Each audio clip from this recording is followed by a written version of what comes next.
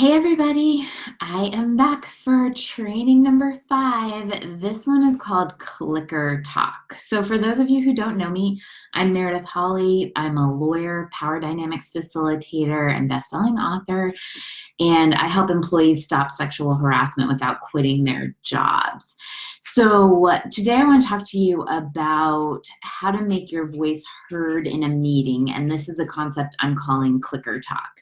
And so I'm taking this concept, hey, and let me know if you're here, say hey.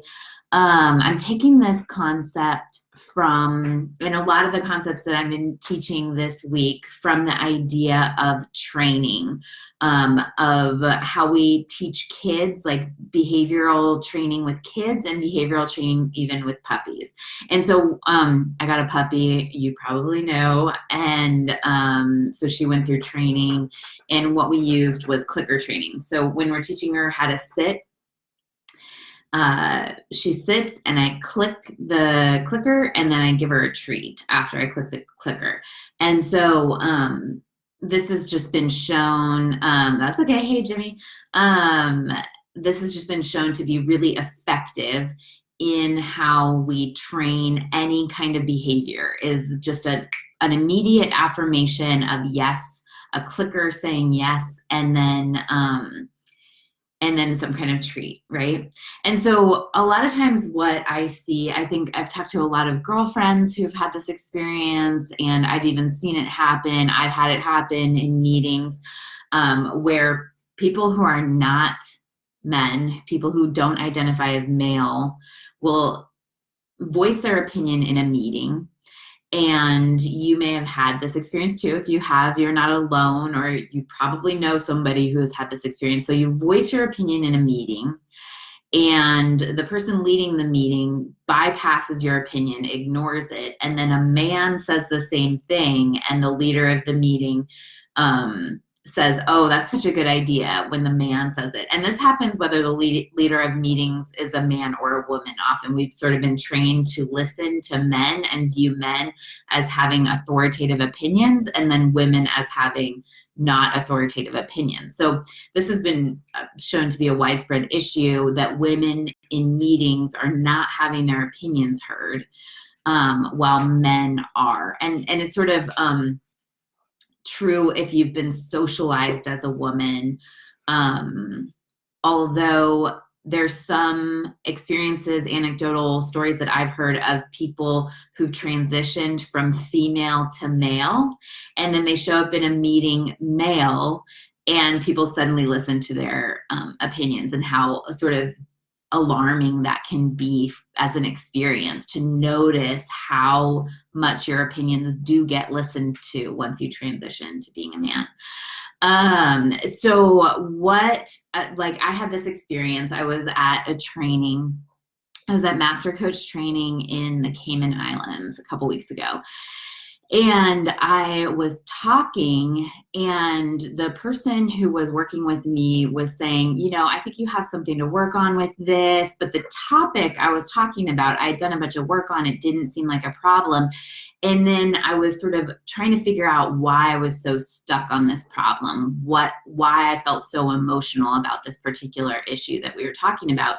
And then all of a sudden I noticed this very loud narrative in my head of shut up, stop participating, stop having so many opinions, you're sucking all the air out of the room. So this is sort of like this background narrative going on in my head of shut up, stop talking, stop sucking all the air out of the room. And I think that this is a pretty common voice for a lot of people to have, but particularly when people have been socialized as women, and we've had this experience in meetings of having our opinions bypassed, not listened to, not being heard. I think that we can internalize that voice, that your opinion's not important. And so I wanted to share this concept that I am working on myself, and that I have found useful, of clicker talk. So we all have this self-talk, right? We do something in the world, and then we have a narrative in our head, a judgment about what we've done, what we've said. We have this self-talk going on while we're doing something in the world, right? And so if we want to have our opinions heard and recognized, we really have to show up and try more than 3 times to have people hear us, right? We have to try, this is sort of the concept of massive action, if you've ever heard about massive action versus passive action. So if you want to accomplish a goal, you need to take action until you accomplish that goal. So you take action, you try 100 things, and you fail at 90 of them until you accomplish that goal. Most of us try maybe 3 times, and then we think, oh, it just wasn't meant to happen, as we're trying to accomplish our goals.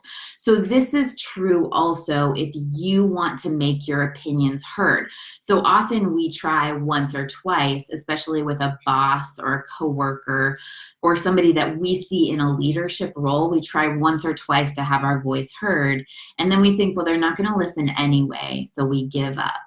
And so if you want to have, and like, I will say on the other side, leaders should be intentional about listening to everyone in their space, to hear voices that they're probably inclined not to hear based on bias, right? We have to, as leaders, intentionally include other voices so that we can provide good services, right? So that we can provide a range of services to people who deserve them. But we can't always rely, unfortunately, on leaders to do that or to understand it or to be effective. And so if you're with a leader who is not effective, who is not including your voice, you still deserve to be heard. And so what you want to do is you want to think about being willing to make your voice heard in 100 tries, 100 different ways of making your voice heard and your opinion noticed. And then you want to notice any self-talk that you have that's limiting you, that's telling you not to make your voice heard, that's telling you to hold back, that your voice won't be heard. And then you want to shift that to something that rewards you every time you try to make your voice heard. So this is like the clicker training that we talked about at the beginning of what I'm talking about. So when we're training a puppy to learn a new skill, when we're training a child to even learn to walk, for example, if we're punishing the child for walking, if we're saying you're never going to walk, little kid, they're less likely to learn quickly, right? But if we're rewarding them and we're rewarding tries, every time they try, we're praising them and we're rewarding them, they're more likely to keep trying and keep being more effective. This is the same for you. And so if you want to treat yourself, this is kind of meta, but like your self-talk, your talk to yourself as a reward, not a punishment. So you want to notice first whether when you make your opinion heard, you are trying to silence yourself. If you have any self-censorship in the way you make your voice heard, do you have a narrative in your mind that says, shut up? Or do you have a narrative in your mind that says, good job, you said what needed to be said. Even if you were wrong, it was okay, you tried.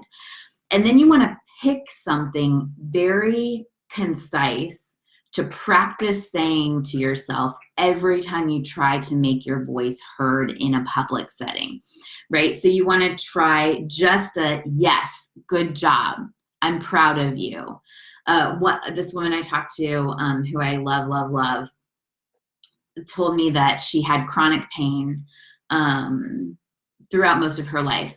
And she ended up resolving the chronic pain. And interestingly, the way she did it was she would practice literally taking a washcloth, which it hurt her to have a washcloth even rubbed on her skin. And she would take a washcloth and rub it on her skin and just say, you're loved and you're safe. And if you practice telling yourself after you've voiced an opinion, I'm proud of you, you're loved and you're safe, and have that relationship, have that narrative with yourself, it creates the automatic reward that is coming from you, and that's not coming from the leaders in your meetings that are maybe not capable of giving you that maybe just don't understand or are terrible, that you don't respect, right? We want to have your reward coming from you to like encourage you to try 100 things to make your voice heard.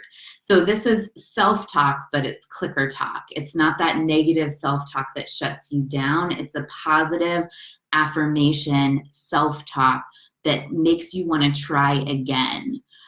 Hey, Mandy. Oh, that's awesome. You guys are talking about it today. That's so cool. Yeah, I think it's really important. And I think deliberately practicing it, even when it's hard, watch your brain want to go to a place of shut up. Watch your brain want to go to a place of that was dumb. You should be smarter. You should try harder. And then shift it to something even neutral of it's okay, we'll try again tomorrow, right? Is better than the self-censorship. But if you can get to a place of I'm proud of you for trying, I'm proud of you for speaking your truth, for making your voice heard, you're loved and you're safe, then you're gonna show up with that positive relationship to yourself. You're going to try harder, and it's more likely that your voice will ultimately be heard in a meeting if you try 100 different ways to force people to listen. All right, thanks you guys for listening to me. This is part of why I'm offering these 30 trainings in 30 days, is I am practicing this for myself. How do you make your voice heard and then develop that relationship with yourself that is affirming, that's positive reinforcement instead of punishing? If you want to know more about what we do or get more help with issues like making your voice heard in a meeting, we have another free training and it's the intro to power dynamics. This is what we teach to our clients, and that's at Eris Resolution, ERIS resolution.com/power dynamics. And you're welcome to check it out, totally free, and let us know how it goes.